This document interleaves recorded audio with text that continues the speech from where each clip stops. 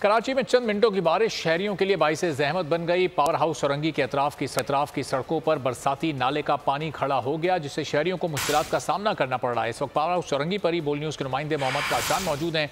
उनसे जानेंगे कि वहां पर और अतराफ के इलाकों में इस वक्त क्या सूरत हाल है। काशान, क्या मनाजिर देख रहे हैं? जी बिल्कुल, देखिए शुरू से यही रिवायत रही है, चंद मिनटों की बारिश होती है शहर कायद के शहरियों के लिए वो बाइस ज़हमत बन जाती है।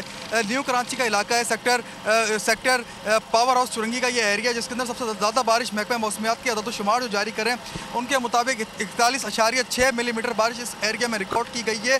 करीबी जो है एक नाला भी वाक़ है, जो नाला मुकम्मल तौर पर चौक हो चुका है, जबकि मेयर कराची की जानिब से बड़े बड़े दावे भी सामने हैं। उनकी जानिब से ये बताया गया कि कराची के 5 बड़े नाले जो है उनको साफ़ कर दिया गया। बरसाती नालों से पानी जो है रोड पर निकल कर आया, जिसके बाद पानी जो है जमा हो गया और शहरी इलाकों के अंदर भी ये पानी दाखिल हुआ। जबकि महकमा मौसमियात की अदाद-ओ-शुमार है, उसके मुताबिक सबसे ज़्यादा बारिश ऐसे एरिया के अंदर जो है वो रिकॉर्ड की गई है। दूसरी जानिब आइंदा रोज़ के अंदर भी बारिशें मज़ीद एक्सपेक्टेड बताई गई हैं। बल्दियाती इदारे जो है मुतहरिक उनको होना पड़ेगा, जिसके बाद आगे मुहर्रमुल हराम भी और मरकज़ी शारा है। यहाँ पर जो मजालिसें भी होती हैं, यहाँ से जुलूस की गुजरगाहें भी हैं। ये मरकज़ी रोड पर वाक़ शारा जो है तालाब का मंजर जो पेश करिए, साथ ही जो है ये बताएगा कि बारिश के बाद जब बिजली चली गई थी इलाके की, तो अब बिजली बहाल हो सकी है? फीडर्स जो ट्रिप कर गए थे उनको मुरम्मत की जा चुकी है उनकी?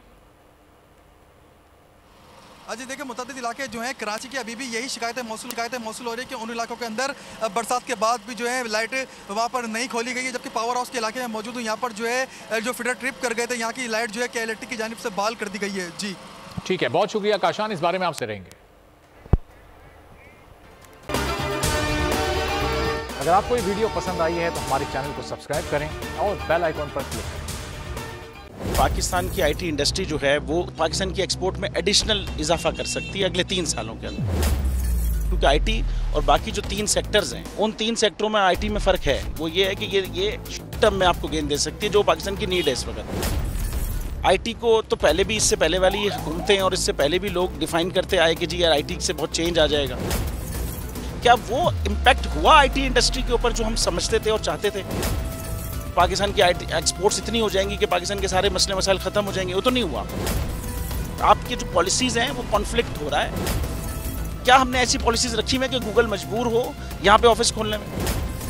पॉलिसीज़ के तहत करना होगा। वो 2 से 3 महीने 4 महीने में खुद ब खुद ऑफिस स्टार्ट करेंगे। जो आपके मुल्क का IT का एंटरप्रेन्योर है, $100 मिलियन तो वो बाहरी अकाउंट रोक लेता है। आप उसको मोटिवेट करके उसको फिर फोकस करें, उस पर इंसेंटिव करें, वो आपको 100 आएगा तो आपका 5 टाइम्स इंक्रीज हो जाएगी फौरन।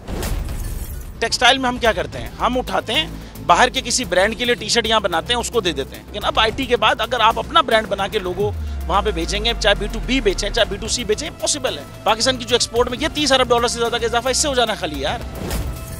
गवर्नमेंट के फंडों से इदारे बनाकर और उनके थ्रू कोई रेवोल्यूशन आ जाएगा, सवाल ही नहीं है। तो आपने इंतखाब सही कर लिया है, अब आगे चीज़ सही करनी है, बस आप सही डायरेक्शन में सही चीज़ होगी इंशाल्लाह। मैं समझता हूँ $50 अरब तक की IT एक्सपोर्ट में कंट्रीब्यूट कर सकता है पाकिस्तान। सब्सक्राइब करें और बेल दबाएं ताकि कोई खबर रह न जाए।